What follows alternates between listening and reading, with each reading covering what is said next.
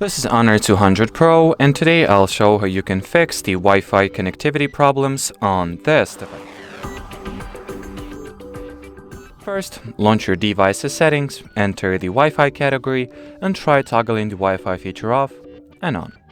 Then you can try forgetting the network you're having issues with, and then reconnecting to the very same Wi-Fi network to see if it will get you anywhere. If that didn't help, you might want to make sure that your time and date are properly synchronized. And well, the easiest way to do that is to launch settings once again. Here, enter System and Updates category, go into Date and Time, and switch on the Set Automatically option.